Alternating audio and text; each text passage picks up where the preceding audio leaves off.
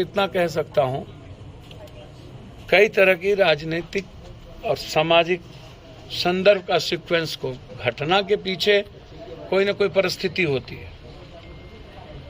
बिना परिस्थिति जन कोई घटना घटित नहीं होती।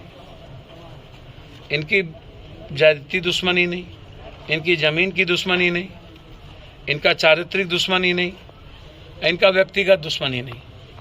तो जब व्यक्तिगत किसी से अनहित हुआ ही नहीं और गांव घर में जमीन का झगड़ा ही नहीं, तो कोई ना कोई राजनीतिक और सामाजिक परिवेश संदर्भ भी होगा ना।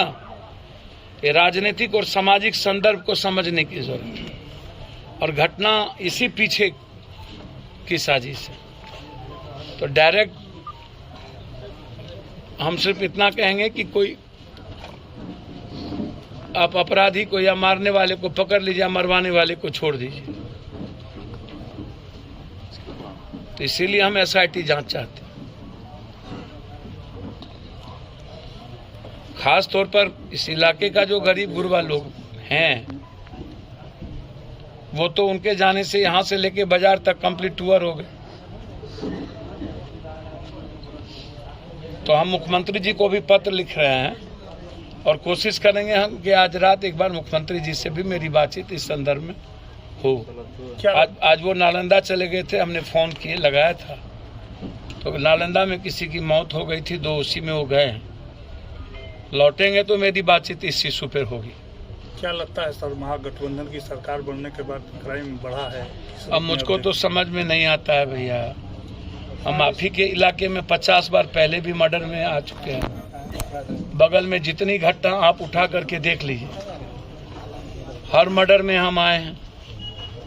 आगे ही एक गांव है जिसमें मर्डर में हम बगल में आए, मील वाले में मर्डर में आए। हर घटना के पीछे आप सरकार को नहीं जोड़िए, हर चीजों में सरकार को जोड़ देना। लाठीचार्ज भी एसटीटी जो मामला है 7वें चरण का, ये 4 साल से चल रहा है। सीटेट का, तो सीटेट का मामला चलेगा 4 साल से है। और 10 दिन पहले आप, चूंकि नवंबर के पहले कंप्लीट रूप से 7वें चरण को आपको घोषणा करना है। भूमिका में कौन कौन है? 15 दिन पहले 3 जगह कहीं फोकलैंड जला दिया, कहीं कुछ जला दिया, कहीं कुछ जला दिया। बालू की गोली चली, आड़ा में कई बार गोली चली। इन्हीं के यहाँ इसी इलाके में कितना घटना घटा है। उपेंद्र जी सब इलाके में, सत्येंद्र जी मुखिया है वहाँ की, घटना ही घटित होती है। बगल में आपके यहाँ एक बच्ची का के साथ घटना घटी, एक मर्डर हुआ बगल में, अभी रूडली मार दिया गया। अभी है ना, हम गए 10-15 दिन पहले। तो आप अपराध रुकेगा कैसे, ये इम्पोर्टेंट है। तो आप लगे रहिएगा। पूरा थाना और पदाधिकारी शराब बेचवाने में। कितने मर्डर हुए हैं चौक पे? और जब मर्डर हुई थी तो वो क्या यूपीए की सरकार थी? एनडीए की सरकार थी ना, कि नहीं थी? मर्डर सर, सरकार बदली है। हम तो सरकार को कहेंगे, जैसे आप एडीएम को आप सस्पेंड कर देते 48 घंटे के पहले। अब भैया हम देख रहे हैं कि एडीएम मार रहा है बच्चों को, उसमें इंक्वायरी की क्या जरूरत है? पप्पू यादव होता तो हम इंक्वायरी तो करते नहीं। हम तो पहले सस्पेंड करते हैं, सस्पेंड करके उठा के भेज देते, किसी जंगल के जगह टैग कर देते, तब कोई इंक्वायरी की बात आती। जब मैं देख रहा हूं तो इंक्वायरी किस बात की? और इंक्वायरी के लिए आपने दे भी दिया, 48 घंटे की बात कर दी, तो 80 से 85 घंटा हो गया और आप कार्रवाई नहीं किए।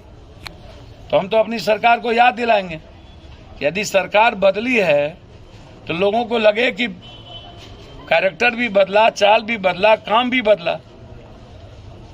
अब इतनी बड़ी मर्डर हो गई और उसके बाद यदि सरकार सजग ना हो, कोई मंत्री संतरी सजग ना हो, वोट के घड़ी ही सजग होइएगा।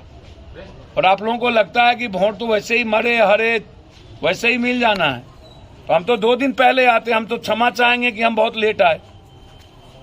और हमने कहा आलोक जी को कि अभी जाइए, तो पहले भी लाल साहब से मैंने कहा, लाल थोड़ा बना रहे थे के रूप में वो जाने जाते हैं और शालीन व्यक्ति हैं। लड़ाई भी होगी, आवाज भी उठेगी और हम प्रयास करेंगे कि इसकी स्पीडी ट्रायल हो और जो लोग इन्वॉल्व हो उसको फांसी की सजा।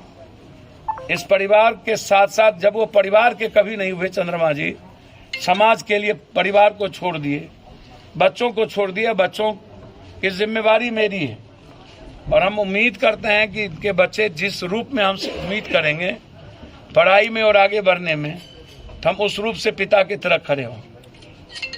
ये मैं आपको आश्वस्त करता हूँ। सर एक सवाल है,